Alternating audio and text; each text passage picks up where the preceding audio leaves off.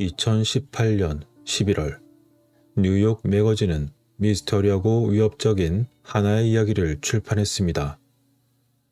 그것은 알 수 없는 누군가가 편지를 보내면서 스토킹을 당하게 되는 뉴저지 가족의 연대기를 다룬 내용인 글이었습니다. 대략적인 이야기는 다음과 같습니다. 2014년 6월 어느 날 밤, 데릭 프로더스라는 사람은 뉴저지주 웨스트필드에 있는 자신의 새 집에서 그림 그리기를 막 마치고 우편물을 확인하기 위해 밖으로 나갔습니다.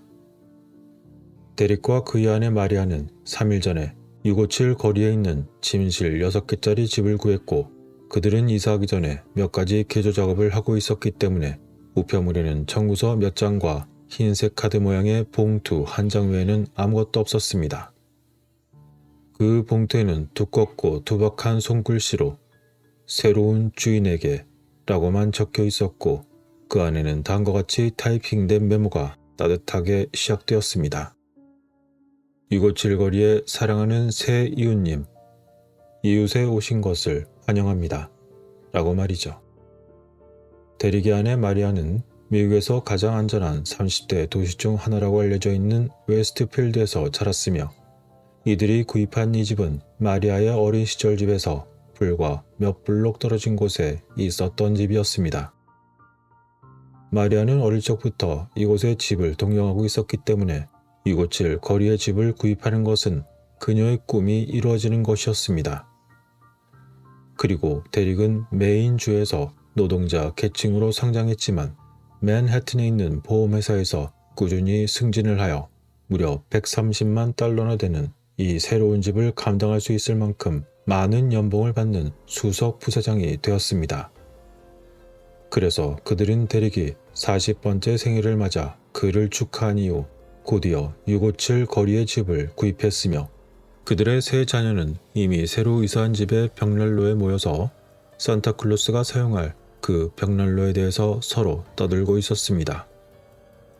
그러나 아직 집의 리뉴얼 공사가 진행 중이었기 때문에 아내와 자녀들을 옛 집으로 돌려보내고 공사 진행 상황을 체크한 이후 잊고 있었던 편지가 생각난 데릭은 그것을 다시 펼쳐보았습니다. 그렇게 그들에게 새로운 이웃이 보낸 것으로 여겨진 편지에서는 이웃에 오신 것을 환영합니다. 라는 따뜻한 인사말이 있은 이후 이어지는 내용을 계속 읽어가자 점차 그 내용의 흐름이 바뀌었던 것입니다. 당신은 어떻게 여기까지 왔나요? 657 거리의 집이 그 힘으로 당신을 불렀나요? 이렇게 편지는 계속되었습니다. 657 거리의 집은 오랜 시간 동안 우리 가족의 주제였으며 이제 110번째 생일을 앞두고 있습니다. 그리고 나는 이제 그 재림을 지켜보고 기다리는 일을 맡게 되었습니다. 할아버지는 1920년대 집을 보셨고 아버지는 1960년대 집을 보셨습니다. 그리고 이제 나의 시간이 되었습니다. 당신은 그 집의 역사를 아시나요? 657 거리의 집 벽 안에 무엇이 있는지 아시나요? 당신은 어째서 여기 있습니까? 내가 찾아낼 것입니다. 그러한 편지의 내용으로 보아 데릭과 마리아 가족에 대한 글을 쓴 자의 그들에 대한 정찰은 이미 시작된 것 같았습니다. 게다가 그 편지에는 그들의 혼다 미니밴에 대한 언급은 물론 그들이 집을 구매한 이후 리뉴얼 공사를 하는 작업자들을 확인하고 있었습니다. 그리고 편지는 다음과 같이 계속 이어졌습니다. 이미 657 거리의 집에 공사자들을 몰아넣어 집을 파괴하려고 하나 보군요. 쯧쯧쯧, 그건 잘못된 선택이에요. 나는 657 거리를 환하게 만들고 싶지는 않습니다. 라고 말이죠. 한편 주초에 데릭과 마리아는 그 집에 가서 새로운 이웃과 서로 이야기를 나누었고 5살, 8살, 그리고 10살 된 그의 아이들은 동네 아이들 몇 명과 함께 뒷마당을 뛰어다니고 있었습니다. 그런데 편지를 쓴 사람은 그러한 사실도 이미 알아차리고 있는 것 같았습니다. 그래서였을까요? 편지는 다음의 내용으로 계속해서 이어졌습니다. 당신은 아이들이 있군요. 나는 그들을 본 적이 있습니다. 지금까지 세어본 것은 3명 정도인 것 같군요. 혹시 앞으로 더 많은 자녀가 올 예정인가요? 내가 바라던 젊은 피로 집을 채우려는 건가요? 그것도 나에게는 더 좋겠군요. 당신의 오래된 기존 집은 가족이 늘어나기에는 너무 작았나 보군요. 아니면 당신의 아이들을 나에게 가져다 주려는 탐욕이었나요? 일단 그들의 이름을 알게 되면 나는 그들을 부를 것이고 그들도 나를 향해 오게 될 겁니다. 이러한 끔찍한 내용을 담고 있던 봉투에는 반송 주소가 없었습니다. 그리고 편지는 계속 이어집니다. 저는 누구일까요? 이곳을 거리에는 매일 지나가는 수백 대의 차들이 있답니다. 아마 제가 그 중에 있을지도 모르죠. 이곳을 거리에서 볼 수 있는 창문들을 모두 한번 보세요. 아마 제가 그 중에 있을지도 모른답니다. 그리고 이곳을 거리를 보면 매일 산책하는 사람들을 볼 수 있어요. 아마 저도 그 중에 있을지도 모르죠. 그러더니 편지는 이러한 메시지가 마지막이 아닐 것이라는 그러한 의미로 끝났습니다. 친구들을 환영합니다. 이제 파티를 시작하세요. 라고 말이죠. 그리고 그 끝에는 필기체 글꼴로 감시자라고 적힌 서명이 이어졌던 것이었습니다. 그때는 밤 10시가 넘은 시각이었고 가족은 예전 집으로 돌아간 상태였기 때문에 대릭은 혼자였습니다. 그는 집안을 돌아다니며 아무도 내부를 볼 수 없도록 불을 끄고 웨스트필드 경찰서에 전화를 했습니다.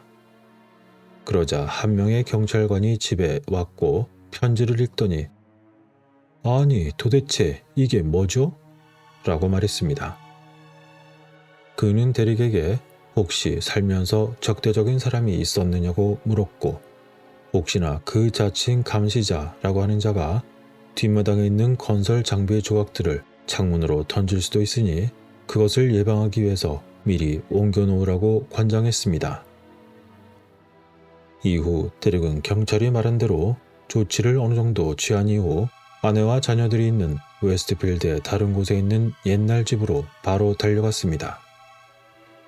그리고 대릭은 자신의 아내 마리아에게 그 이야기들을 해주었고 그날 밤 대릭과 마리아는 자신들에게 657 거리의 집을 판매한 존과 안드레아 우즈 부부에게 이메일을 한 통 보냈습니다. 그들 부부가 이 감시자라는 자가 혹시 누구인지 알고 있거나 자신에게 어린 피를 가져다 줄 것이냐고 물어봤는데 어째서 그 사람이 이렇게 썼는지 물어보았던 것입니다. 그리고 다음 날 안드레아 우즈에게서 답장이 왔습니다. 그들은 자신들이 집을 판매하고 난 뒤 그 집에서 이사하기 며칠 전 우즈 부부 또한 그 감시자라는 사람으로부터 한 통의 편지를 받았다는 것이었습니다. 그녀는 자신에게 온 그 편지가 매우 이상했다고 말하며 그 감시자라는 자의 가족이 오랜 시간 동안 집을 관찰하고 있다는 그런 유사한 언급을 편지에 남겼지만 그녀는 자신과 남편이 그 집에서 23년을 사는 동안에 그런 편지나 메시지를 받은 적이 한 번도 없었기 때문에 별 생각 없이 그 편지를 던져버렸고 그곳을 떠났다는 내용의 답장이었던 것이었습니다. 그리고 그날 우주 부부는 마리아와 함께 경찰서에 갔는데 거기서 만난 레오나르드 루고 형사는 그녀에게 편지에 대해서 아무에게도 말하지 말라는 당부와 함께 그녀의 새로운 이웃을 포함하여 그들 중 대부분은 한 번도 만난 적이 없겠지만 이제는 모든 이웃이 용의자로 여겨진다고 말했던 것입니다. 그런 일들이 있고 난 이후 브로더스 부부는 몇 주 동안 매우 조심하며 주변에 대한 경계를 유지했습니다. 데릭은 자신의 출장을 취소했고 마리아는 아이들을 새 집으로 데려갈 때마다 아이들이 마당 한구석에서 돌아다니는 일이 있으면 그 녀석들의 이름을 외치곤 했습니다. 그리고 어느 날 데릭은 같은 동네 사는 한 부부에게 리모델링 공사를 보여주기 위해서 함께 둘러보던 중에 그들이 이 동네에 젊은 피가 좀 많이 생겼으면 좋을 것 같네요 라고 말하자 그의 아내는 그 말을 듣곤 그 자리에서 얼어붙고 말았습니다. 그들이 혹시 범인이었던 걸까요? 그러나 그들은 단지 나이 든 사람들만 사는 이곳에 젊은 사람들이 더 많이 이사오면 좋겠다는 그러한 단순한 의미로 받아들여졌지만 브로더스 가족에게 새로운 집을 중개했던 계약업자가 자신이 그 집 앞마당에 박아두었던 무거운 표지판이 밤새 찢어져 뽑혀 있음을 발견한 일도 있었던 것이었습니다. 그렇지만 특별한 일은 벌어지지 않았기 때문에 처음 수상한 편지가 도착한 지 2주가 지난 후에 마리아는 집에 들러 새로 칠할 페인트 샘플을 살펴보고는 혹시 집에 온 우편물이 없나 하고 확인했습니다. 그런데 그녀는 우편통에 카드 모양의 봉투를 발견하게 되었고 그곳에는 두꺼운 검정색의 글자가 적혀 있었는데 그 글씨가 바로 2주 전에 수상한 자의 글씨와 동일함을 즉시 알아보고 경찰에 신고했습니다. 거기에서 또다시 감시자란 자의 글은 이렇게 적혀 있었습니다. 657 거리에 있는 새 집에 다시 오신 것을 환영합니다. 리뉴얼을 하는 공사자들은 많이 바쁘게 보였고 나는 당신이 개인적인 물건들을 차에 잔뜩 실어 내리는 것을 지켜보고 있었습니다. 그리고 당신의 분리수거함은 정말 좋은 손길처럼 보였습니다. 참, 그리고 그들이 아직 그 집의 벽 안에 있는 것을 찾았나요? 아직 찾지 못하셨더라도 시간이 지나면 그렇게 될 것입니다. 라고 말이죠. 게다가 이번에 감시자는 데릭과 마리아 브레더스라고 그들의 이름을 직접 부르며 적었던 것이었습니다. 그 감시자는 브로더스 가족의 집이 리뉴얼 공사를 하던 중에 작업자들과 대하던 것을 들을 수 있을 만큼 가까이에 있었던 걸까요? 그 감시자는 지난 몇 주 동안 가족들, 특히 자녀에 대해서 많은 것을 배웠다고 자랑했습니다. 현재는 브로더스 가문의 세 자녀가 태어난 순서와 함께 그들의 별명을 구별하여 식별하고 있었던 것이었습니다. 즉 마리아가 소리 지르던 아이들의 이름이 적혀 있었던 것이죠.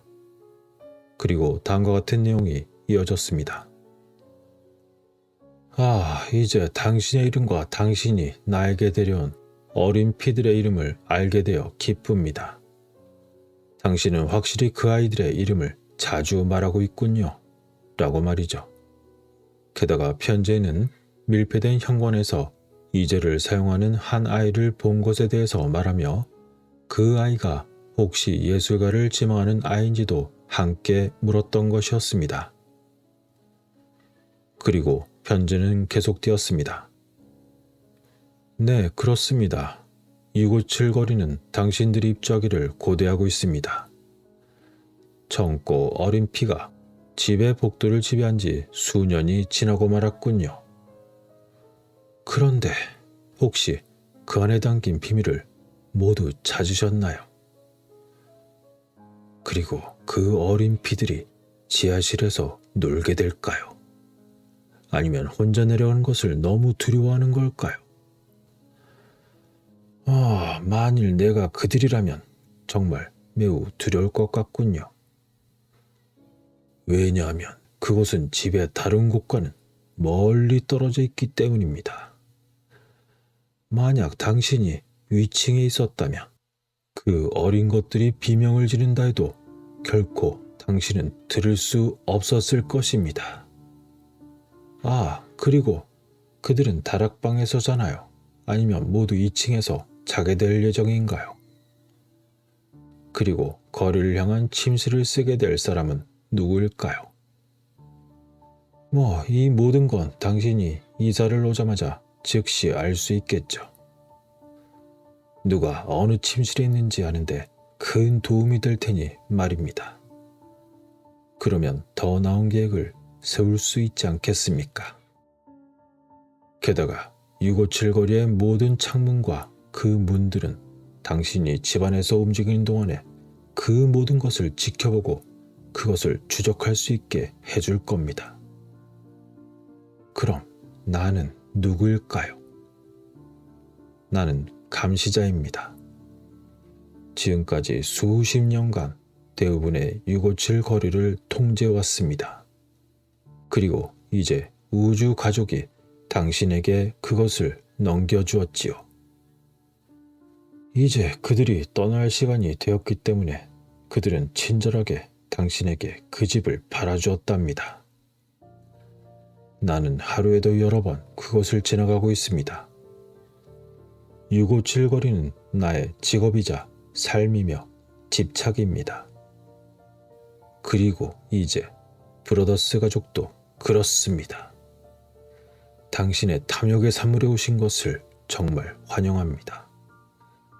탐욕은 지난 세 가족을 657 거리의 집으로 데려왔고 이제는 그것이 당신을 나에게 데려왔습니다. 그럼 행복한 이사 첫날 되시기 바랍니다. 내가 당신들을 항상 지켜보고 있을 것이라는 걸 당신도 알지 않습니까? 결국 이렇게 적힌 끔찍한 감시자의 편지는 데릭과 마리아가 아이들을 집에 데려오는 것을 중단하게 만들었습니다. 그들은 자신들이 언제 이사를 해야 할지 확신할 수 없었습니다.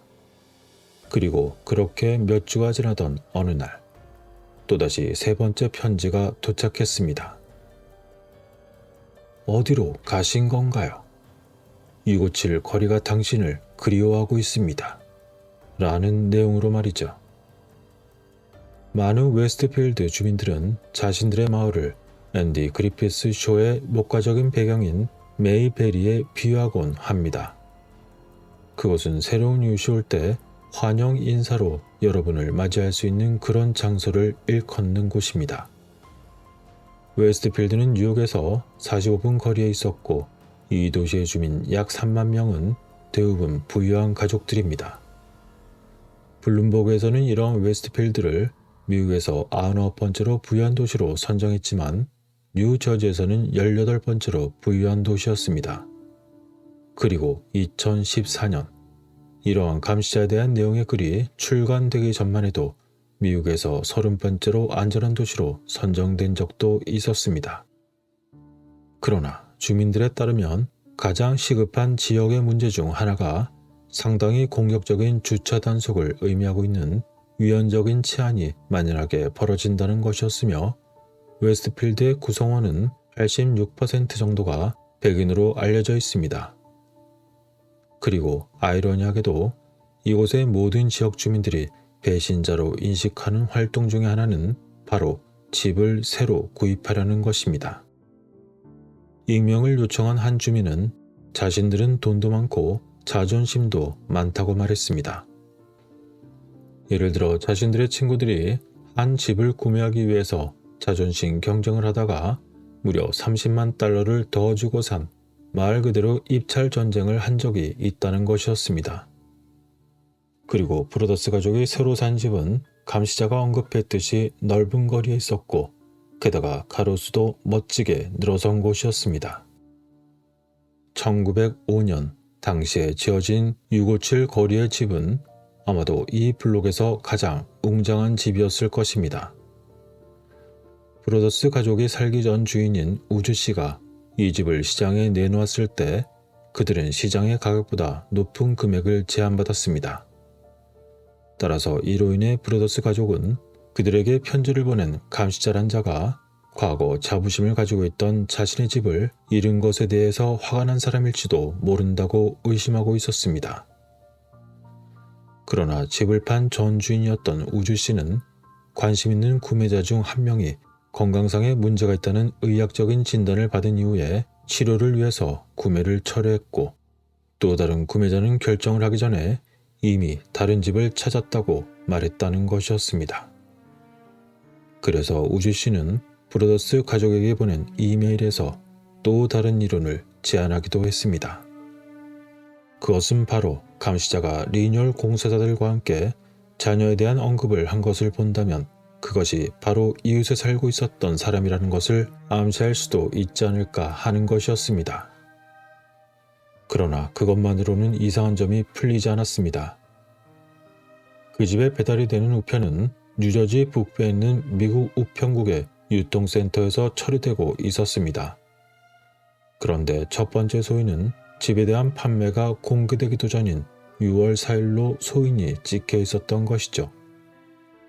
게다가 우주 씨는 자신이 집을 판매했다는 광고 표지를 그 이전에 게시한 적이 없었으며 판매 공개는 계약자가 도착한 지 하루 만에 이루어졌던 것이었습니다. 또한 리뉴얼을 위한 집의 개조 작업은 대부분 실내에서 이루어졌었는데 근처에 사는 사람들 말에 의하자면 그들은 그 집 지하실에서 리뉴얼을 위한 차광기가 작동하는 소리가 있었을 때에도 자신들은 별다른 특이한 소음이나 기척을 전혀 느끼지 못했다고 했던 것입니다. 게다가 데릭과 마리아가 루고 형사와 함께 집 주변을 탐색할 때에도 감시자가 말했던 아이들 중 누군가 썼을 그림 도구 이젤은 거리에서 초목으로 온통 가려져 있기 때문에 집 뒤나 혹은 바로 옆에 누군가가 있지 않는 한 그것이 무엇인지 쉽게 알아보기가 매우 어렵다는 사실을 그들에게 보여주었던 것입니다. 한편 첫 번째 편지를 받은 이후 며칠이 지난 시점에서 마리아와 데릭은 길 건너편에 있는 그들과는 또 다른 집에 새로운 주인을 환영하는 바베큐 파티에 참석한 적이 있었습니다. 그러나 브로더스 가족은 경찰의 지시에 따라서 문제의 감시자에 대해서 그 누구에게도 말하지 않았으며 용의자가 있을 것으로 예상되는 사람들 속에서도 계속 아이들을 감시하면서 단서를 찾기 위해 파티하는 내내 모두 감시하고 있었습니다. 마리아가 당시 상황을 말하길 우리는 아이들에게 가까이 있으라고 계속 소리를 질렀답니다. 사람들은 아마 우리 부부가 미쳤다고 생각했을 거예요. 라고 말이죠. 이처럼 심한 정신적인 압박을 느끼던 브로더스 가족. 그들을 괴롭히던 범인은 과연 누구였을까요? 데릭의 가족에게 수상한 자로부터의 편지가 계속해서 수차례 걸쳐오던 중에 어느 시점에서 데릭은 두 집 아래 사는 존 스미트 씨와 이야기를 나누고 있었습니다. 그런데 그때 스미스 씨가 자신과 데릭 가족 사이에 살고 있던 랭포드라는 사람에 대해서 이야기했습니다. 그녀의 이름은 패기 랭포드였고 나이는 90대였으며 그녀가 함께 살고 있는 사람은 그녀의 자녀로 모두 60대라고 했던 것입니다. 슈미트 씨가 말하길 그 가족이 약간 이상했지만 해로워 보이는 사람은 아니라고 말했습니다. 하지만 데릭은 그의 이야기를 듣자 사건이 해결되었다고 생각했습니다. 랭포드 씨의 집은 자신의 집 현관에 놓인 그 감시자가 관찰하고 있었다고 이야기한 이젤 바로 옆에 있었기 때문입니다. 그리고 바로 그 랭포드 씨 집에서 그 자신의 집에서 일어난 편지에 쓰인 모든 것을 볼 수 있다고 생각했기 때문이죠. 게다가 편지에 따르면 그 감시자의 아버지가 큰길 657 집을 관찰하기 시작한 1960년대부터 랭포드 씨의 가족이 그곳에 살았다고 했기 때문이었습니다. 가족의 가장이었던 리차드 랭포드 씨는 당시 기준으로 약 12년 전에 이미 사망한 상태였습니다. 그래서 브로더스 씨는 담당 형사인 루고 씨에게 그 랭포드 가족에 대해서 말했고 그러자 루고 형사는 이미 알고 있다고 말했습니다. 그리고 브로더스 씨에게 첫 번째 편지가 도착한 지 일주일 후 루고 형사는 상황을 알리기 위해서 마이클 랭포드 씨를 인터뷰를 위해 경찰본부로 데려갔습니다. 그러자 마이클은 편지에 대해서 아무것도 모른다고 부인을 했고 하지만 브로더스 씨는 루고 형사에게 자신이 받은 편지의 내용이 사안과 일치한다고 말했습니다. 그러나 확실한 증거는 많지 않았고 몇 주 후에 경찰서장은 브로더스 씨에게 의심은 가지만 현 상황에서 랭포드 씨의 자백이 없다면 경찰이 할 수 있는 일이 그다지 많지 않다고 말했습니다. 하지만 당사자인 데릭 씨는 매우 불안했습니다. 분명 이 사람은 내 아이들을 위협한 사람인데 경찰은 마치 아무 일도 일어나지 않은 것 같이 말하고 있다. 라고 생각했던 것이죠. 그래서 데릭은 경찰에게 상황을 즉시 철회하지 않는다면 경찰은 이와 관련한 또 다른 종류의 어떤 사건을 맡게 될지도 모른다고 경고를 했습니다.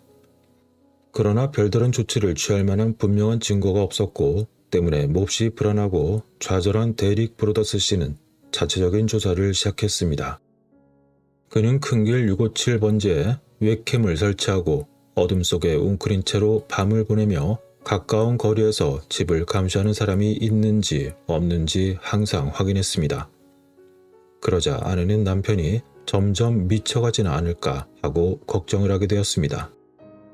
그러나 데릭 씨는 감시자가 보낸 편지에서 알 수 있듯이 60년대 이후 그곳에 이사온 유일한 가족이 바로 랭포드 씨였기 때문에 그에 대한 확신은 점차 커졌습니다. 그 내용의 일부를 다시 언급하자면 다음과 같습니다. 큰 길 657은 오랜 시간 동안 우리 가족의 주제였습니다. 그리고 110번째 생일을 앞두고 있습니다. 그리고 나는 이제 그 재림을 지켜보고 그것을 기다리는 일을 맡게 되었습니다. 저희 할아버지는 1920년대 집을 보셨고 아버지는 1960년대 집을 보셨습니다.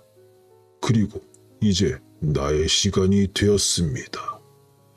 당신은 그 집의 역사를 알고 있나요?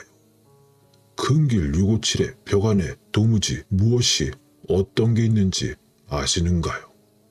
당신은 어째서 여기 있습니까? 내가 찾아낼 것입니다. 라는 내용이었는데 데릭 씨가 의심할 만한 내용이었던 것입니다. 그래서 그는 자신의 집에 놓인 이자를 볼 수 있는 가능한 시야와 기타 감시 내용의 대략적인 범위에 대해서 지도에 원을 표시했습니다. 그리고 마리아가 아이들의 이름을 외치는 것을 누군가 들었을지를 추정해보면 극히 소수의 주택만이 그러한 두 기준을 모두 충족할 수 있었던 것이죠. 그래서 결국 데릭 씨는 여러 전문가들에게 문의했는데 그 중에서 사립탐정에게 동네를 감시하고 랭포드 씨에 대한 배경조사를 실시했지만 딱히 주목할 만한 점을 찾지 못했습니다. 그래서 데릭 씨는 전직 FBI 요원에게까지 연락을 하게 되었습니다. 마침 그들은 함께 고등학교 이사회에 속해 있었으며 또 다른 전직 FBI 요원도 고용하여 그러한 위협에 대한 평가를 실시했습니다. 그러자 그들은 감시자가 보낸 편지에서 몇 가지 오래된 마치 틱처럼 보이는 것을 인식했습니다. 감시자가 보낸 봉투에는 주소와 함께 인사말에 따뜻하고 습한 그리고 여름날 맑고 시원한 이러한 그날그날의 날씨가 포함되어 있었고 문장과 문장 사이에는 이중의 공백이 있었습니다. 그리고 편지에는 열성적인 독자를 암시하는 듯한 그러한 특정한 문학적인 위험을 넣고 싶은 듯했던 모양이 남아있었습니다. 그리고 전직 요원은 그 감시자가 특별한 위협을 줄 그러한 가능성은 높지 않다고 생각했지만 편지에는 특정한 오류가 있음을 암시하기에 충분한 그러한 오타와 문제점이 남아있었습니다. 예를 들어 첫 번째 편지에서는 6월 4일 화요일이라고 적혀 있었는데 그날은 화요일이 아니라 수요일이었던 것입니다. 그리고 편지 내용에는 특히 부자들을 향한 마치 끓어오르는 분노 같은 것도 느낄 수 있었는데 아마도 감시하는 새로운 부자가 자신의 마을로 오는 것에 대해서 무척 화가 났던 것처럼 보였습니다. 예를 들면 그 내용은 다음과 같습니다. 참 집을 개조하고 바꾸시더니 너무 멋지게 만드셨네요. 당신은 그 집의 역사를 훔치고 있답니다. 그 집은 자신의 과거와 그 과거에 내가 방황하던 시절에 있었던 일에 대해서 울부짖고 있답니다. 1960년대는 큰 길 657 거리는 정말 살기 좋은 때였어요. 그곳에서 부유한 사람들과의 삶을 상상하면서 방을 이리저리 뛰어다녔기 때문이에요. 그 집에는 생명과 젊은 피가 가득했어요. 그러다가 나이가 들었고 나의 아버지도 마찬가지였답니다. 그러나 그는 죽는 날까지 그 집을 계속 지켜봤습니다. 그리고 이제 나는 그 젊은 피가 다시 내 것이 될 날을 바라보며 기다리고 있답니다. 라는 내용이었습니다. 그래서 이러한 것들을 볼 때 전직 요원은 이곳에 살던 전직 가정부나 또는 그 후손을 살펴볼 것을 권장했습니다. 아마도 감시자는 자신이 감당할 수 없는 집을 데릭 브로더스 씨가 구입한 것을 매우 질투한 것 같다고 했습니다. 하지만 문제의 초점은 여전히 랭포드 씨 가족에게 남아 있었습니다. 그래서 데릭 씨는 웨스트필드 경찰과 협력하여 만일 감시자가 랭포드 씨였다면 그들의 반응이 어떨지 보기 위해서 자신이 꼭 그 집을 철거할 계획을 알리는 편지를 랭포드 씨에게 보냈습니다. 하지만 아무 일도 일어나지 않았습니다. 그리고 담당 형사인 루고 씨는 두 번째 인터뷰를 위해서 마이클 랭포드 씨를 데려왔지만 아무런 성과도 얻지 못했고 그의 여동생 애비 랭포드 씨는 경찰이 가족을 괴롭히고 있다고 비난까지 했습니다. 그래서 결국 데릭 씨는 변호사를 고용하여 랭포드 씨의 가족들에게 감시자란 자에게 온 편지를 보여주었고 그들의 집이 어떻게 감시자가 본 위치와 상당히 일치하는지를 설명하는 이젤이 보이는 사진까지 보여주었습니다. 그러자 변호사와 그들의 만남은 매우 긴장이 되었고 그때 랭포드 씨는 자신의 아들 마이클이 결백하다고 주장했습니다. 그러던 중 데릭과 그의 아내는 꿈까지 꾸면서 거의 모든 사람이 감시자가 될 수 있다고 생각하게 되었고 그들의 일상생활은 마치 위협의 미로를 헤쳐나가는 것처럼 느껴졌습니다. 그러나 한편으로는 또 다른 용의자를 고려할 이유가 추가로 있었습니다. 우선 두 번째 편지가 발송되기 전에 경찰이 마이클 랭포드 씨에게 말을 걸었던 적이 있었는데 그러한 상황에서 그가 만일 감시자였다면 그가 루고 형사와 면담을 한 이후에 또다시 즉시 두 번째 편지를 보내는 그러한 것은 매우 무모한 일이었을 것입니다. 그래서 그 다음으로 고려해야 할 나머지 동네가 생기게 되었던 것이죠.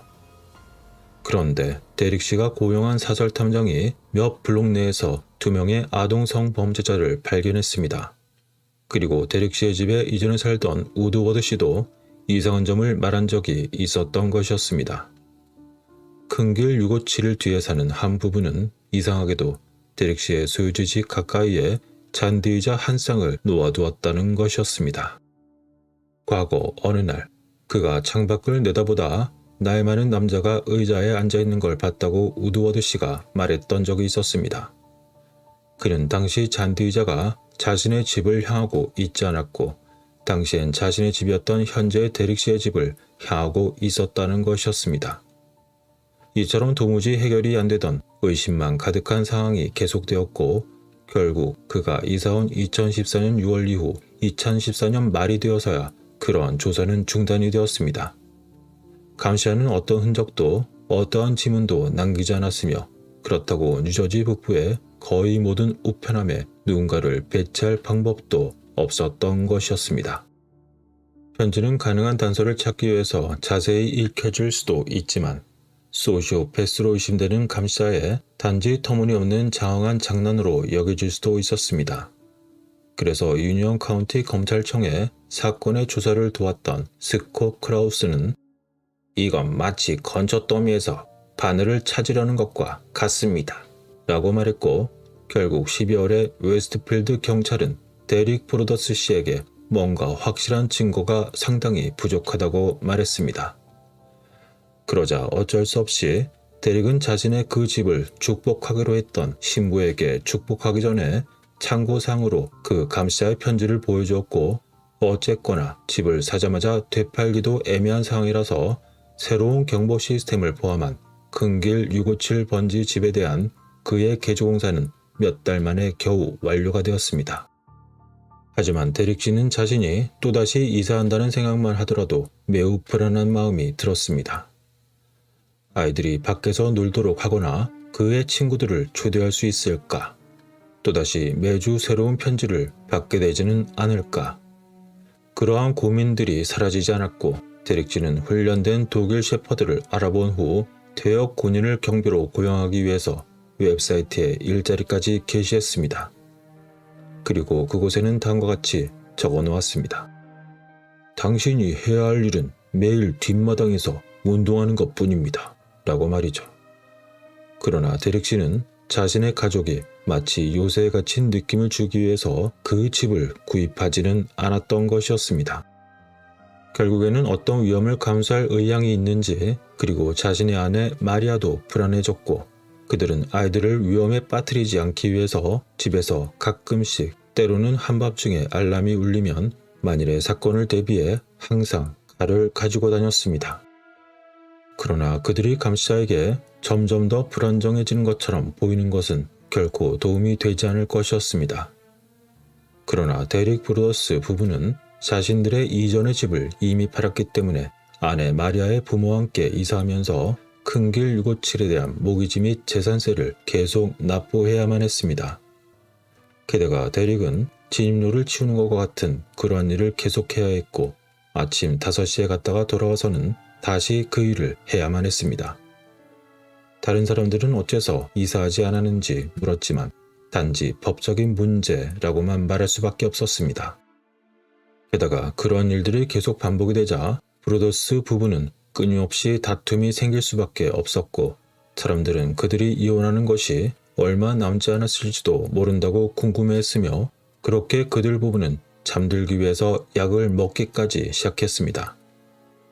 데릭은 너무나 우울한 상태였고, 마리아는 정기적인 의사 방문과 함께 치료사를 만나기로 결정했습니다. 그리고 이 모든 일들이 그녀를 눈물 흘리게 만들었고, 그녀의 치료사는 그녀가 그 집을 없애기 전까지는 결코 그러한 징후들이 사라지지 않을 외상 후 스트레스를 겪고 있다고 말했습니다. 결국 편지가 도착한 지 6개월이 지나 브로더스 부부는 큰길 657 집을 매각하기로 결정했습니다. 그들은 처음에 그들이 한 개조 공사를 반영하기 위해서 자신들이 지불한 것보다 더 많은 가격으로 집을 내놨습니다.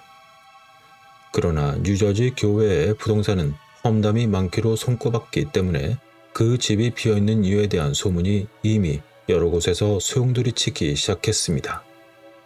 그래서 데릭 씨는 관심 있는 구매자에게는 당시 감시자에게 어떤 편지를 언급하는 부분을 공개적으로 보내주었고, 부동산 중개인에게 그 집에 대해서 문의를 하는 모든 사람들에게는 전체 편지를 보여주겠다고 말했습니다.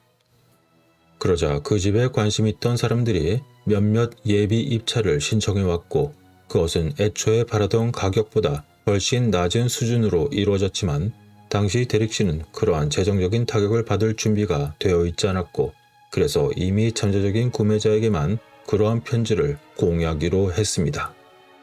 그러나 집이 하도 안 나가자 가격을 낮추었는데 그 외에도 아무도 구매를 하지 않았던 것이죠.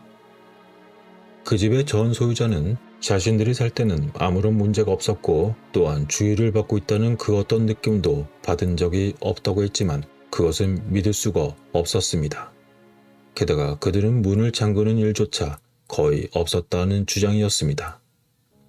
하지만 브로더스 부부는 이사하는 새로운 가족들에게 반드시 언급할 가치가 있을 만큼 그곳이 불길하다고 느낄 수밖에 없었고, 결국 그 집을 구입한 지 1년이 지난 2015년 6월 2일에 그 집의 전 주인이 이러한 일들에 대해서 반드시 공개를 했어야만 했다고 주장을 하면서 그 집의 전 주인을 상대로 법적인 소송을 제기하게 되었습니다.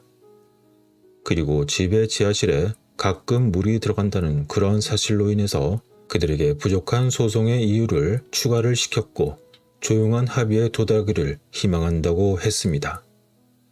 당시 그들의 아이들은 여전히 그 감시자에 대해서 몰랐지만, 그들의 변호사는 기껏해야 소규모 법률 뉴스를 통해서 그 이야기를 다룰 수 있을 뿐이라고 그들에게 조용히 확신시킬 뿐이었습니다. 그러던 중 몇 주가 지나자 두 A쇼에서 이 집에 대한 것을 언급하기 시작했습니다. 당시 쇼의 진행자는 우리는 소름 끼치는 이야기를 합니다. 이것은 소름 끼치는 탑 10일 수도 있습니다. 라고 말했던 것이죠. 자신들의 지역 기자가 바로 그 감시자에 대한 위협적인 내용이 포함된 그러한 불만사항들을 많이 발견했으며, 브로더스 부부가 이를 막으려 했지만 그 이야기는 결국 입소문을 내고 말았다는 것이었습니다. 그러자 이제 뉴스를 취재하기 위해서 수많은 방송 차량들이 큰길 657가에 진을 쳤고, 한 지역 기자는 자신이 직접 시야를 확보하기 위해서 그곳에 잔디 의자를 설치하기도 했습니다. 그렇게 하여 당시 브로더스 부부는 무려 300개가 넘는 언론 요청을 받았지만 데릭은 위기관리 컨설턴트의 조언을 받아 아이들을 위해서 공개적으로 연설하지 않기로 결정했습니다. 그래서 그러한 혼란을 피해 그들은 웨스트필드를 떠나 친구의 해변가에 있는 집으로 갔습니다. 그러나 그들은 그다지 평화를 찾지 못했고 마리아의 할아버지는 심장마비를 겪었으며 함께 머물던 친구는 대발작마저 일으켰습니다.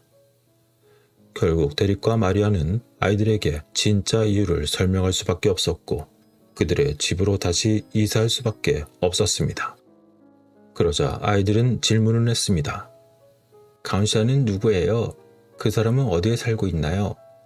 이 사람은 어째서 우리에게 화를 내는 거예요? 하지만 데릭과 마리아는 아이들에게 해줄 수 있는 말이 거의 없었습니다. 5살짜리 아이와 그런 대화를 나누는 걸 도무지 상상할 수 없었고 마을은 생각하는 것만큼 안전하지 않았던 것이었습니다. 어쨌건 감시자는 그들에게 있어 반드시 풀어야 할 실제적인 미스터리였습니다. 어떤 사람들은 브로더스 부부가 이사하지 않은 게 겁쟁이 같은 행동이라고 생각했습니다.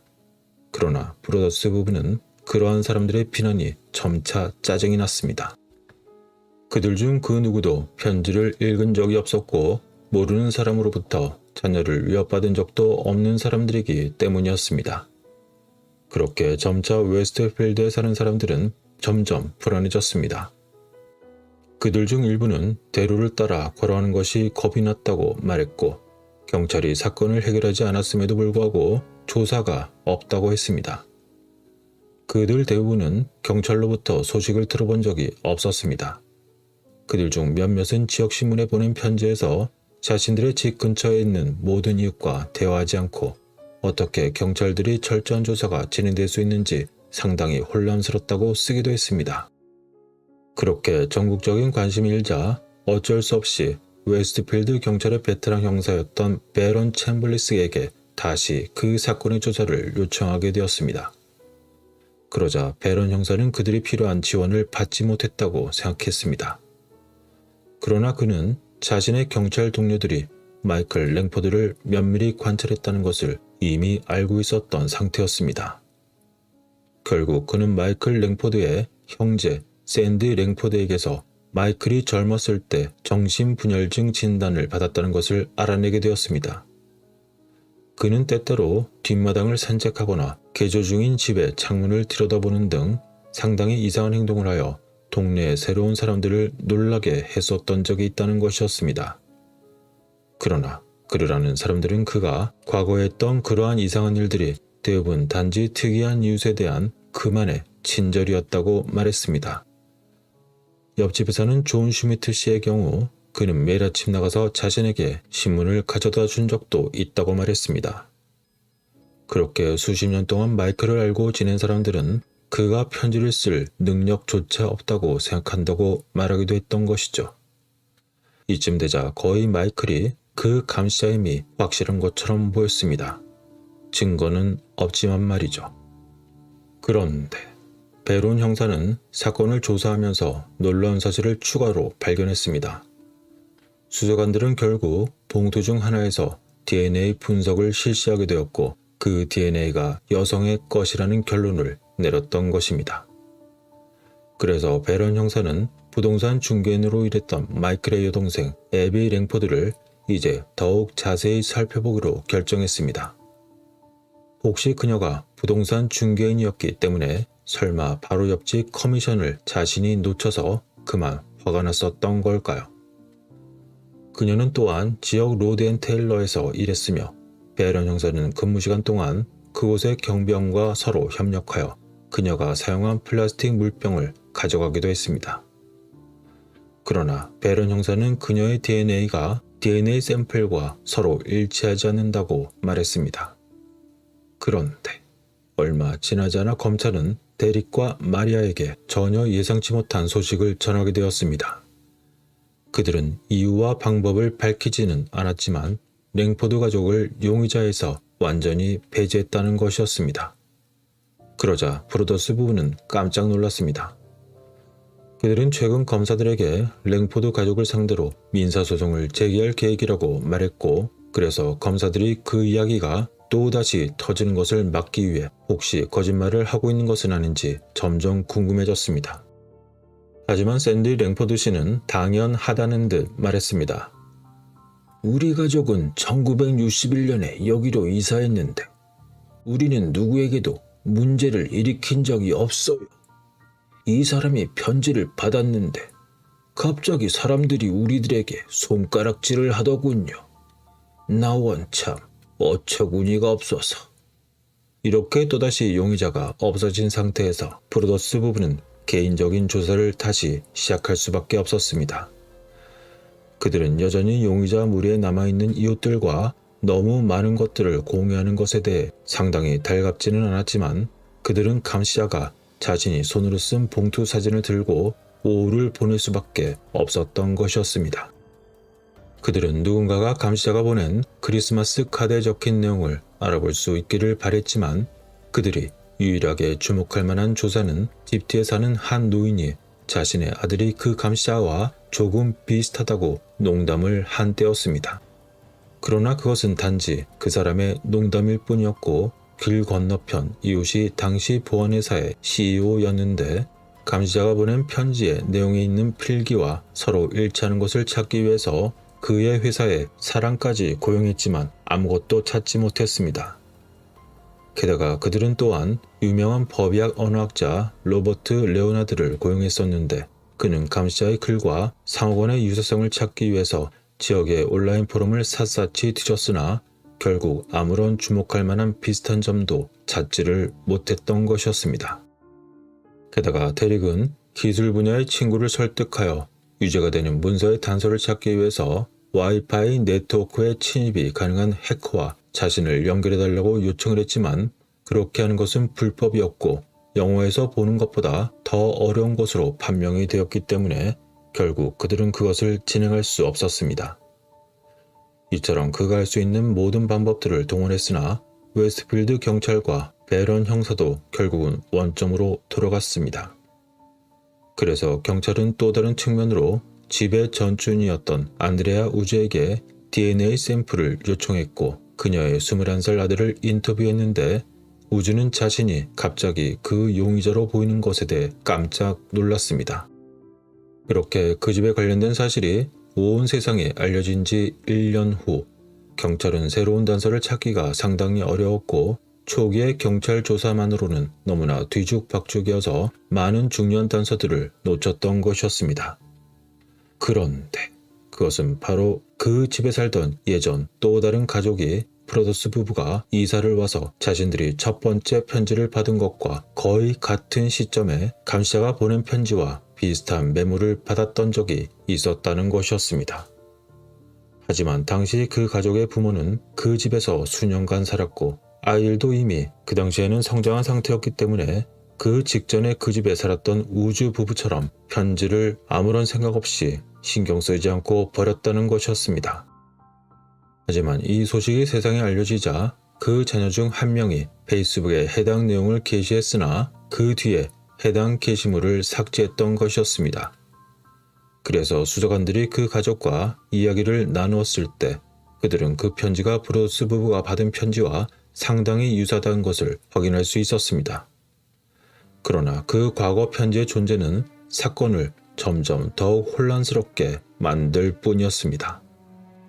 그러자 베런 형사는 더 이상 할 일이 자신에게 많지 않다고 생각했습니다. 그러던 어느 날 밤, 베런 형사는 자신의 파트너와 함께 그 집에 밴을 주차하고는 뒷좌석에 앉아서 쌍안경을 통해서 그 집을 계속 지켜보고 있었습니다. 그러던 오후 11시쯤 베런 형사가 의심을 품을 만큼 오랫동안 차 한 대가 그 집 앞에 멈춰 서 있었습니다. 그는 차를 추적해 큰 길 657과 같은 블록에 사는 한 남자친구의 근처 마을에 있는 젊은 여성을 만났습니다. 그러자 그 여자는 베런 형사에게 그녀의 남자친구가 정말 어두운 비디오 게임에 빠졌다고 말했습니다. 그리고 그녀의 남자친구는 특정한 캐릭터였던 더 와처라는 캐릭터로 게임을 플레이하고 있었던 것이었습니다.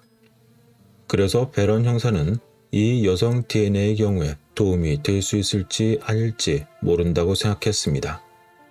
그 남자친구는 당시 다른 곳에 살고 있었지만 베런 형사는 2차례에 걸쳐서 인터뷰에 참석하기로 했습니다. 하지만 그 남자친구라는 자는 2번 모두 나타나지 않았던 것이죠. 당시 베런 형사는 그를 강제로 출두시킬 충분한 증거가 없었고 언론의 관심이 점차 줄어들자 사건을 기각하고 다른 곳으로 나갈 수밖에 없었습니다. 그렇게 브로더스 부부가 계속해서 스트레스와 공포에 휩싸이는 동안에 웨스트필드 지역에서는 이 집에 대한 이야기가 단지 소름 끼치는 도시 전설에 불과하게 되었던 것이었습니다. 직전에 집주인 이전에 그 집을 살았던 사람들은 그중 누구도 특이한 것을 기억할 수 없었으며 그들은 자신들의 목가적인 동네로 생각한 곳이 그렇게 불길한 일이 발생할 곳이 될 거라 상상하기 어려웠습니다. 그래서 근처에 사는 한 여성은 그 소식이 전해지자 자신과 10명의 이웃이 누가 편지를 보냈는지 알아보기 위해 거리에 모였다고 말했습니다. 결국 그녀는 10명의 이웃들과 서로 합의에 이르렀다고 말했는데 그것은 아마도 브로더스 부부가 그들 자신에게 편지를 보냈을 것이라는 것이었습니다. 그들의 이론을 종합해보면 브로더스 부부가 집을 구매한 이후 당시 자신들의 자금에 여유가 없다는 것을 깨닫고 후회를 했거나 그래서 구매를 다시 번복하기 위해서 정교한 그들만의 계획을 세웠다는 것이었습니다. 아니면 대리기 일종의 보험 사기를 꾸미고 있었을지도 모른다는 것과 또는 그들이 일종의 영화 제작자에게 자신들이 투자를 받기 위해서 일종의 노력을 하기 위함이었을지도 모른다는 것이었죠. 그러나 브로더스 부부는 실제로 영화 제작사에게 여러 가지 제안을 받았었지만 그 모든 것을 거절했고 하지만 결국은 더 와처라는 영화를 개봉하게 되었으며 브로더스의 상영 정지 요청 편지에도 불구하고 그 영화는 계속 상영되었습니다. 그러던 중에 일부 지역 주민들은 브로더스 부부가 과거 10년 동안에 약 31만 5천 달러 주택에서 77만 달러 주택으로 그리고 다시 그것이 130만 달러 주택으로 업그레이드하고 모기지 융자까지 재융자했다는 사실이 주목할 만하다고 생각했습니다. 게다가 편지가 공개된 지 몇 주 후 한 명의 이웃이 어째서 브로더스 부부가 이사하지도 않던 집을 계속 개조했는지 아니면 실제로 어째서 그렇게 많은 개조를 집에서 했는지 그에 대해 의문을 제기하는 기사를 인용하기도 했습니다. 그 익명의 이웃은 마리아가 자녀 사진이 담긴 공개 페이스북 페이지를 가지고 있다는 사실을 증거로 언급하면서 가족의 안전에 대한 마리아의 헌신에 의문을 제기하기까지 했습니다. 그러자 신문은 경찰이 마리아의 DNA를 검사했지만 그 편지와 일치하지 않았다고 지적했습니다. 이렇게 되자 그 어떤 이론도 논리적으로 이해가 되지 않았습니다. 이제 브로더스 부부는 그 어떤 누가 어떤 질문을 하더라도 그에 대한 답변을 할 만한 조사한 내용을 가지고 있게 되었습니다. 그러나 온라인에서는 더 많은 회의론자들이 생겨났습니다. 이웃마을에 살고 있다는 어떤 사람은 이러한 편지가 한동안 발생을 했다면 이 편지가 그 이전에 공개되었을 것이라는 점에는 의심의 여지가 없으며 그래서 이건 사기라고 생각한다는 것이었습니다. 브로더스 가족은 그처럼 자신의 이웃이 바로 그 감시에 대한 소식에 어떻게 반응할지 몰랐었지만 그들은 다른 것도 아닌 바로 그 지역에서 10년 동안 살았고 게다가 아내 마리아의 가족은 훨씬 오랫동안 그 지역 사회의 일원이었기 때문에 이처럼 사기꾼이라는 비난을 받은 것이 정말로 충격적이었습니다. 대리에게는 웨스트필드 일부 사람들이 자신의 마을이 위협의 본거지가 되길 원하지 않았고 음모론을 선호한 것 같았으며 사람들은 웨스트필드에서 이런 일이 일어날 수 있다고 믿고 싶어 하지 않았습니다. 그처럼 많은 지역 주민들은 전국 언론이 웨스트필드의 좋은 이름을 망칠 수도 있다는 점을 더욱더 우려하는 것만 같았습니다. 주민들로부터 들은 주요 우려사항들은 부동산 가치와 지역의 오명에 대한 걱정들이었습니다. 결국 브로더스 부부는 집뿐만 아니라 마을에서도 갑자기 버림을 받았던 것이죠. 그들은 웨스트필드를 떠나고 싶었지만 그러지 못했습니다. 그렇게 감시자의 편지가 도착한 지 2년 후 브로더스 부부는 가족들로부터 돈을 빌려 웨스트필드 다른 곳에 집을 새로 구입하고 위치를 비공개로 유지했습니다. 하지만 그곳에 머무는 것은 스트레스가 많았습니다. 마리아는 처음으로 딸을 친구들과 함께 수영장에 보냈을 때 계속 딸의 아이폰에 있는 추적기를 쳐다보았습니다. 그들의 자녀 중 한 명이 언어 수업을 듣고 있었는데 교사가 그들이 읽고 있는 책에 나오는 가족이 웨스트필드로 이사해야 하는지에 대한 토론을 주도하기 시작했습니다. 학생들은 웨스트필드가 안전하기 때문에 그렇게 해야 한다고 생각했습니다. 그 후 아이들 중 한 명이 브로더스 아이에게 우리 부모님은 당신 가족이 뭐라고 하든 웨스트필드는 안전하다고 말씀하셨어 라고 말하기도 했습니다. 애 목소리가 좀 쉬었네요. 그냥 계속 진행할게요. 이러한 일들이 벌어지는 중에도 브로더스 부부는 큰 길 657집을 어떻게 처리할지 고민해야만 했습니다. 그들의 소송은 계류 중이었지만 성공할 것 같지 않았고 일부 주에서는 판매자에게 살인이나 유령이 날 것 같은 그런 가능성과 일시적인 사회적인 조건을 공개하도록 요구하게 되었습니다. 어쨌거나 앞에 먼저 살았던 집의 전 주인에게 걸었던 소송의 경우는 판사가 결국엔 기각하게 되었고 집의 전 주인은 변호사를 통해서 이 이야기에 대한 논평을 거부했습니다. 그리고 2016년 봄, 다시 그들은 이왕 이렇게 된 거 더 많은 관심을 끌 수 있기를 바라면서 657번지 집을 다시 시장에 내놓았습니다. 그리고 브로더스 부부는 많은 사람들이 참석하는 오픈하우스를 열었습니다. 그 후 데릭과 마리아는 오픈하우스에 참석한 모든 사람들을 조사했고 필기체를 바로 그 감시자의 필기체와 비교하는데 몇 시간을 보내기도 했습니다. 그러나 잠재 구매자가 그 집에 대해서 관심을 표명하고 브로더스의 변호사를 만나 편지를 읽을 때마다 그들은 물러났습니다. 그들은 모두 할인된 가격에 구하겠다고 말했고 그들은 감시자가 보낸 편지를 읽었으며 그 사람의 소식을 다시는 듣지 못했습니다. 그렇게 그 집을 사겠다는 사람의 소식을 다시는 듣지 못했습니다. 그래서 브로더스의 부동산 변호사는 더 이상의 선택의 여지가 없다고 생각하여 다음과 같은 아이디어를 그들에게 제안했습니다. 만일 개발자에게 집을 판매하면 해당 부동산을 헐고 판매 가능한 주택 2채로 나눌 수 있고 그들은 그 부지로 $1,000,000를 얻을 수 있다고 생각했던 것이죠. 이와 같은 구획의 변경은 웨스트필드에서 매우 일반적이었으며 그것은 많은 지역 주민들의 억울함을 안겨주었지만 큰 길 657집의 터는 동네에서 가장 큰 부지 중 하나였습니다. 그럼에도 불구하고 이를 분할하려면 웨스트필드 기획위원회에서 그에 대한 예외를 허용받아야 합니다. 두 개의 작은 부지의 너비는 67.4피트와 67.6피트로서 규정된 70피트에 조금 못 미치고 있었기 때문입니다. 이러한 제안이 공개적으로 발표되자 웨스트필드의 페이스북 계정에서는 모두들 환호를 해왔고 일부는 브로더스 가족에 대해서 동정을 표명했지만 다른 일부는 부동산이 항상 도박이라고 지적했습니다. 그러나 또 다른 세력은 이것이 그들이 오랜 동안 준비했던 브로더스 부부가 계획한 사기의 정점이라고 확신했습니다. 일반적인 페이스북 대화의 일부는 다음과 같습니다. 감시자 전체가 계략이었던 것 같네요. 주인들은 모두 좋은 사람들이에요. 그것은 계략이 아닙니다. 저는 아무래도 좋아요. 나는 그들에 대해서 아무것도 모르니까요. 어쨌건 2017년 1월 웨스트필드 기획위원회가 집 분할에 대한 신청을 결정하기 위해서 서로 만났을 때 이미 이 문제에 대해서 3시간 동안 청문회를 진행한 상태였습니다.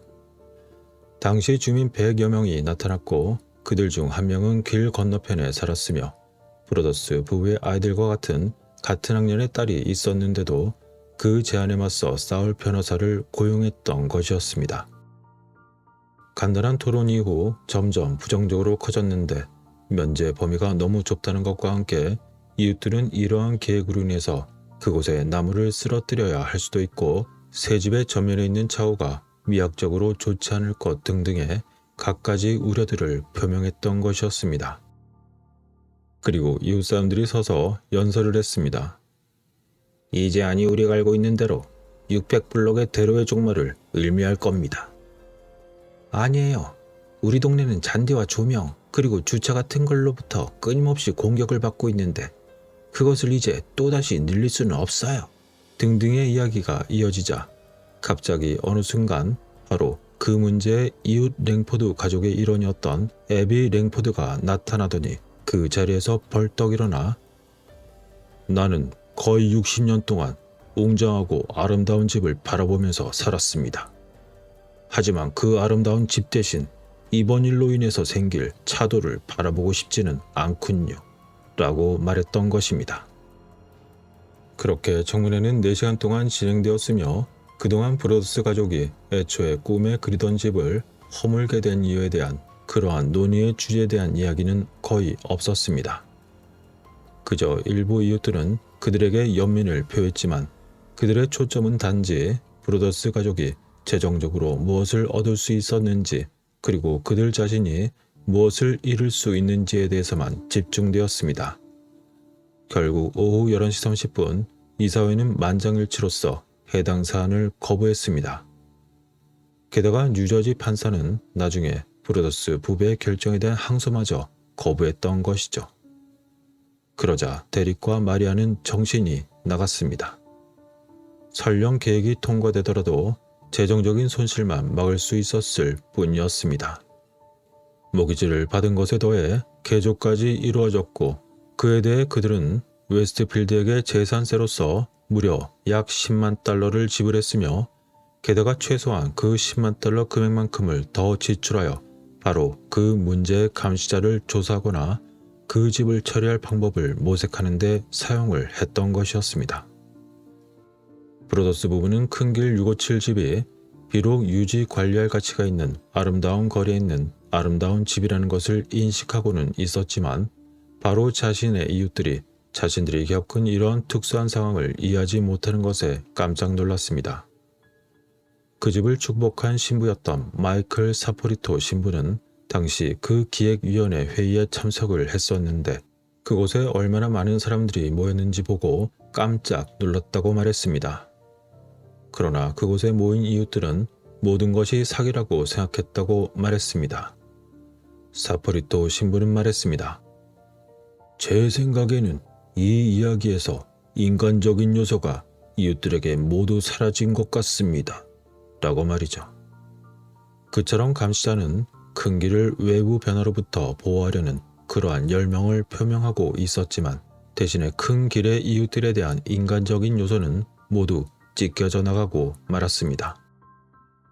하지만 그렇게 계획위원회의 결정이 쓴 지 얼마 지나지 않아서 브로더스 가족은 좋은 소식을 접하게 되었습니다. 다 큰 자녀와 2마리의 큰 개를 둔 어떤 한 가족이 그 문제의 큰 길 657 집을 임대하기로 결정했던 것이었습니다. 임차인은 그 감시에 대해서 자신은 아무런 걱정을 하지 않는다고 말했습니다. 그러나 임대 계약서에는 만일 또 다른 감시자의 편지가 그들에게 올 경우에 그를 조건 없이 나갈 수 있게 하는 그러한 조항이 있었습니다. 어쨌건 그렇게 임대자가 나타나 겨우 한숨을 돌릴 수 있었던 데릭은 2주 후에 지붕에 서식하는 다람쥐를 처리하기 위해서 큰 길 657 집으로 갔습니다. 그런데 거기엔 예상치 못한 일이 기다리고 있었습니다. 집에서 기다리던 새로운 임차인은 방금 도착한 봉투를 그에게 건네주었습니다. 그리고 거기엔 이렇게 적혀 있었습니다. 매서운 바람과 매서운 추위, 사악하고 악랄한 데릭과 그의 아내 마리아에게 라고 말이죠. 그렇게 감시자가 등장한 지 2년 반이 지난 후 그러한 편지는 또다시 갑자기 그들에게 왔습니다. 이 날짜는 브로더스 부부가 전 주인을 상대로 한 소송에서 증언을 했던 날인 2월 13일이었습니다. 그리고 편지의 내용은 이어졌습니다. 감시자가 누구인지 궁금하십니까? 돌아서 보십시오. 바보 같은 사람들아. 아마 당신은 감시자가 누구인지 전혀 모르는 소위 이웃 중 한 명일 수도 있는 나에게 말을 걸었을 수도 있습니다. 아니면 당신이 이미 알고 있지만 너무나 무서운 나머지 그 누구에게도 말할 수 없었을 수도 있습니다. 이처럼 그 감시자의 편지는 예전의 다른 편지들에 비해서 덜 세련되었고 매우 격려한 듯한 편지였고, 마치 글쓴이가 예전의 그 이야기를 긴밀히 따라가고 있었던 것 같았습니다. 한마디로 그 감시자의 편지를 따라 쓴 가짜 편지처럼 보였던 것이죠. 그리고 편지의 내용은 다음의 내용도 있었습니다. 그들 언론 보도 뉴스 트럭들이 우리 동네를 장악하고 나를 조롱했을 때 나는 그 옆으로 걸어갔습니다. 나는 당신이 나를 찾으려고 당신의 어두운 집에서 나를 지켜보는 것을 나 또한 지켜보았습니다. 망원경은 정말 훌륭한 발명품이죠.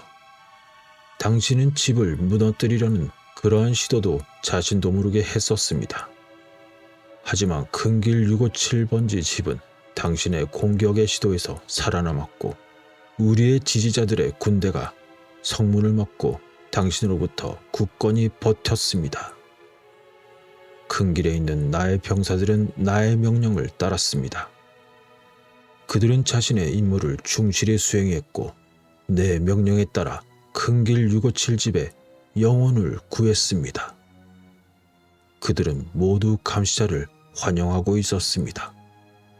그리고 어쩌면 당신에겐 자동차 사고일 수도 있습니다. 그리고 어쩌면 화재가 있을 수도 있습니다. 결코 사라지지 않을 것만 같지만 날마다 아프게 만드는 가벼운 질병처럼 당신에게는 단순한 것일 수도 있습니다.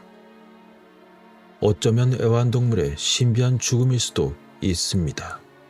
그리고 사랑하는 사람이 갑자기 죽을 수도 있답니다.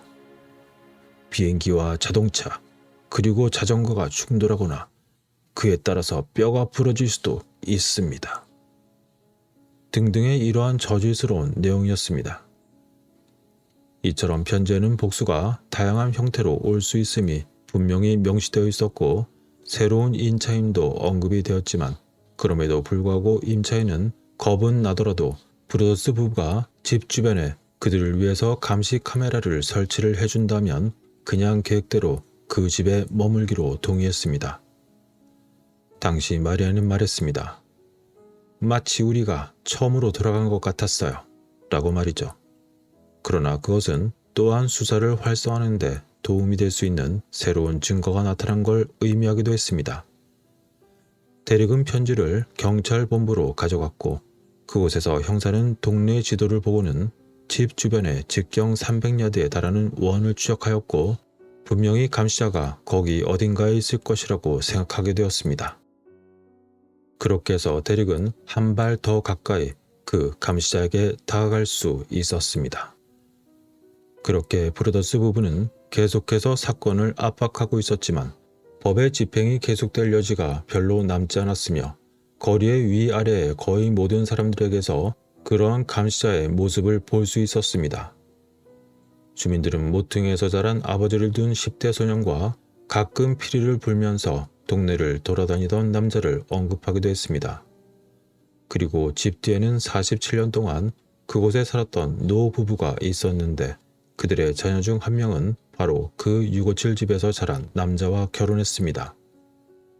그것을 얼마나 열심히 보느냐에 따라서 모든 것을 의미할 수도 있고 반대로 아무것도 의미하지 않을 수도 있는 많은 정보 중에 일부였습니다.